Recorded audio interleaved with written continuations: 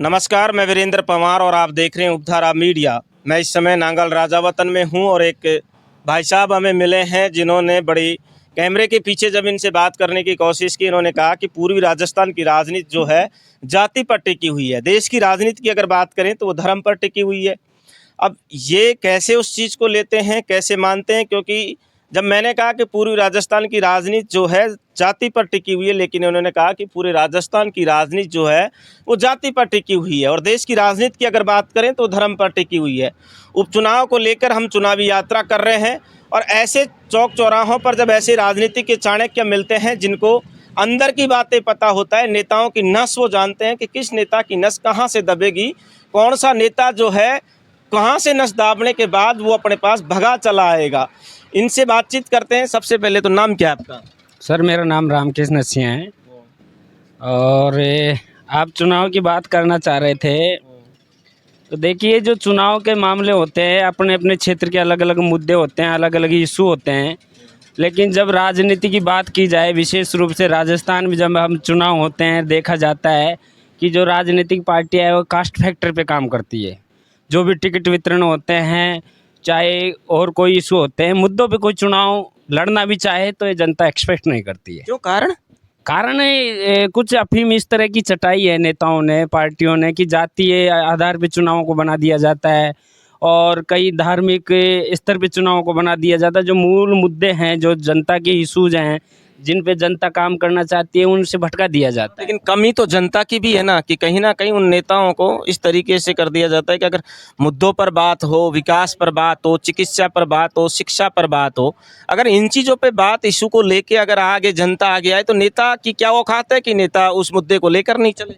देखिए, जो अपने देश का कहे या विशेष रूप से राजस्थान का कहे तो यहाँ का जो एजुकेशन है वो अभी इतने स्तर लेवल पे नहीं है कि लोग अपने दिमाग से फैसले कर पाएँ। कुछ लोग हैं जो अपने आप में फैसले कर पाते हैं, लेकिन जो ज़्यादातर जो संख्या है वो अभी भी उनको शिक्षा की ज़रूरत है। वो उस लेवल पे नहीं पहुंच पा रहे कि उनको जो मुद्दे हैं उन पे वो अपने नेताओं को चुन सके, अपने नेताओं से डिबेट कर सकें। दौसा की राजनीति पर बात कर लेते हैं। बड़ी अपन राजस्थान पे नहीं चलते हैं, देश पे नहीं चलते हैं, दौसा की राजनीति पर बात कर लेते हैं। दौसा मुरारीलाल 2 बार से विधायक थे लगातार, कांग्रेस पार्टी के हैं। कांग्रेस ये चाह रही है कि तीसरी बार भी अपना दबदबा रहे और बीजेपी ये चाह रही है कि हमारी जो खोई हुई साख है उसको वापस लाया जाए।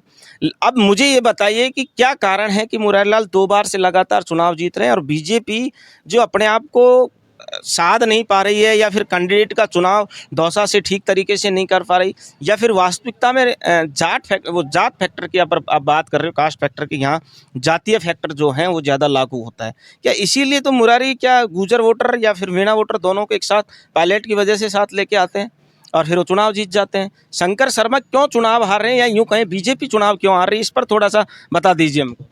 देखिए, जो ये चुनाव का गणित है, मेरे मत के अनुसार ऐसा है कि यहाँ बिल्कुल इसमें कोई संदेह नहीं है कि जातीय फैक्टर दौसा में 100% चलता है और इस पे डिपेंड करते हैं। अब पिछले चुनावों से कुछ इशू आए हैं कि यहाँ स्थानीय कैंडिडेट की लोग बाग डिमांड कर रहे हैं और अभी तक दौसा लोकल से कोई एमएलए या किसी भी जात से समाज से बन नहीं पाया। और अब की बार लोगों का कहना है कि कोई स्थानीय कोई भी पार्टी अगर स्थानीय, एक सज्जन से बात कर रहा था, उन्होंने मुझे कहा कि मुरारीलाल जो हैं स्थानीय है, लेकिन मैं शायद मुझे जहाँ तक याद है मुरारीलाल जी का गांव बैजूपाड़ा है जो कि बांदीकुई विधानसभा में आता है नहीं आता है? बिल्कुल बिल्कुल आता है। तो शंकरलाल शर्मा भी दौसा से विधानसभा के बाहर के थे। आपने कहा स्थानीय बड़ा मुद्दा निकल कर आता है, लेकिन जब मुरारीलाल जी की बात करते हैं तो वो भी तो बांदीकुई विधानसभा से हैं। हाँ बिल्कुल, देखिए दोनों ही पार्टियों को नकार रहे हैं लोग, लेकिन बात ये आती है कि कौन सी पार्टी स्थानीय को टिकट देती है, वो इम्पोर्टेंट रहेगा इस चुनाव में मेरे अनुसार। और दूसरा जो फैक्टर आता है जातीय फैक्टर, जो मैं समझता हूँ कि यहाँ बीजेपी के अंदर जो डॉक्टर साहब बड़े गद्दावर नेता है पूर्वी राजस्थान के, मैं कहूँ कि राजस्थान लेवल पे आज की तारीख में अगर उनके अनुसार या किसी स्थानीय को टिकट देते हैं या उनके फेवर के किसी व्यक्ति को टिकट मिल पाता है तो यहाँ बीजेपी लीड करने के पूरे चांस मिलेंगे। लेकिन लोग ऐसा भी कह रहे हैं कि डॉक्टर किरोड़ीलाल मीणा है, उनकी राजनीति हाशिए पर है, बिल्कुल किनारे पर खड़ी है। लेकिन मैं अभी देख रहा था 9 अगस्त को विश्व आदिवासी दिवस यहीं से थोड़ी दूर है मना था नांगल इसमें हाई कोर्ट में। डॉक्टर केवललाल मीणा के माथे पर स्पष्ट दिखाई दे रहा था वो चिंता की लकीरें कि क्या होगा, कैसी राजनीति होगा, अपने ही समाज के सामने इस तरीके से गिड़गिड़ाना, और बिल्कुल एकदम भावुक हो गए थे कि मैं मंत्री पद के ठोकर मार दी, मैंने समाज के लिए सब कुछ किया। तो डॉक्टर केवललाल मीणा की राजनीति आप कैसे देख पा रहे हैं या कैसे साध पा रहे हैं कि डॉक्टर केवललाल मीणा के फेवर के आदमी को टिकट मिलता है तो चुनाव जीतेंगे, जबकि डॉक्टर केवललाल मीणा मंत्री पद छोड़ चुके, अपनी ही पार्टी के सचिन पायलट बन चुके। देखिए, पिछले जो लोकसभा चुनाव हुए उसमें डॉक्टर साहब ने एक बहुत बड़ी अपील समाज के नाम की थी, लेकिन कुछ मुद्दे थे या ज़्यादातर जो एसटी समुदाय है, एससी वर्ग है यहाँ का, वो कांग्रेसी माइंड बिलोंग करता है, लेकिन कई मुद्दे होते हैं जो पार्टी फैक्टर में काम नहीं कर रहे। लेकिन डॉक्टर साहब ने जब जब लगा है उनको कि अपन राजनीतिक आशय पे उनका अलग ही रूप निकल कर आता है और समझते हैं कि अब की बार उनके फेवर में बहुत बड़ा लोगों का मानस है। लेकिन बात यहीं अटक जाती है कि यहाँ टिकट कैंडिडेट कौन बन कर आता है। नहीं, पर आपने अभी कहा कि डॉक्टर केवललाल मीणा के फेवर के आदमी को टिकट मिलता है तो चुनाव जीतता है और लीड ले सकता है, लेकिन लोकसभा चुनाव में आपने देखा कि डॉक्टर केवललाल मीणा अपने ही समाज के लोगों के सामने चिल्लाते रह गए और पूरी राजस्थान के मीणा वोटरों ने करवट ले ली और कांग्रेस के साथ चले गए। देखिए, लोकसभा चुनाव कुछ अलग था, वो एक देश का मामला था और उसमें लोगों का मानस कुछ अलग तरीके का था और लोगों ने वोट भी किया, ऐसी कोई बात नहीं, लेकिन वो माइंडेड नहीं दे पाए जो देना था। लेकिन जो अब चुनाव होगा, विधानसभा चुनाव है दौसा के अंदर, उसमें लोगों का मानस कुछ मिजाज अलग तरीके का बना हुआ है। बाकी जनता तय करेगी क्या रहता है, लेकिन जो इशूज है हम बात करना चाह रहे थे, जो मुद्दे हैं, मुद्दों की यहाँ कोई बात करना पसंद नहीं करता और ना ही जनता मुद्दों पे कोई 10-20% लोग जाना चाहे तो उनको जनता है ना, उनका भी माइंड चेंज कर देती है, कुछ इस तरह की लहर बनाते हैं। दौसा में दो नेता हैं, आप समझ रहे होंगे मैं किस किस का नाम लेना चाहता हूँ, डॉक्टर केवललाल मीणा और सचिन पायलट। दोनों नेताओं में से कौन से नेता का दबदबा दौसा में है? देखिए, समय समय पर दबदबा बन जाता है। मैं अब वर्तमान में समझ पाता हूँ कि जहाँ तक है केंद्र में भी बीजेपी सरकार है और यहाँ राज्य में भी है, तो कोई अपोजिशन में खड़ा होना पसंद नहीं करेगा वर्तमान दौर में मेरे हिसाब से। बाकी अपनी अपनी सोच है। बड़ी बात बोल रहे हो भाई साहब। नहीं, सोच की बात है। देखो, सरकार के पक्ष में होके रहेंगे तो काम होगा, अगर अपन विपक्ष में जाएंगे तो क्षेत्र का डेवलपमेंट वो नहीं। लोग ऐसा भी कहते हैं कि चमकना हो तो विपक्ष में खड़ा होकर काम कीजिए।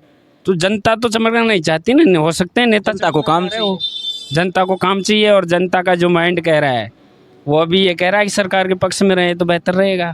अब कौन लग रहा है आपको कि दौसा बात हो गई, सारा काम हो गया, अब चुनाव आने वाले हैं, क्या लग रहा है, कांग्रेस या बीजेपी? देखिए, अभी जो आचार संहिता लगेगी उसके बाद में तय होगा कि कौन सा कैंडिडेट किस पार्टी से आ रहा है और लोग यहाँ तो कैंडिडेट देख के चुनाव करते हैं, सीधी सी बात है।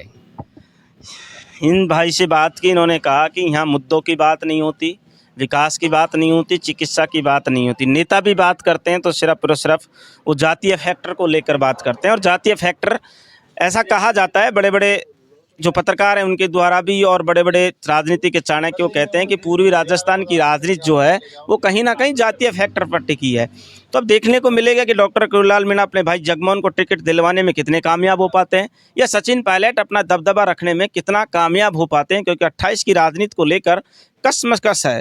वहीं डॉक्टर केवललाल मीणा की बात करें तो वो भी अपनी ही पार्टी में मंत्री पद को छोड़कर बैठे हैं, लगातार बड़े नेताओं से मिल रहे हैं। अपने ही समाज के लोकसभा चुनाव परिणाम के बाद अपने ही समाज के लोगों को मीणा हाईकोर्ट में कहीं ना कहीं कोसते हुए नजर आए। और मैं बार बार इस बात को कह रहा हूं कि डॉक्टर केवललाल मीणा की माथे की लकीरें ये साफ कह रही हैं कि कहीं ना कहीं चिंता में तो हैं। नमस्कार, मैं वीरेंद्र पंवार, आप देख रहे हैं उपधारा मीडिया दौसा से।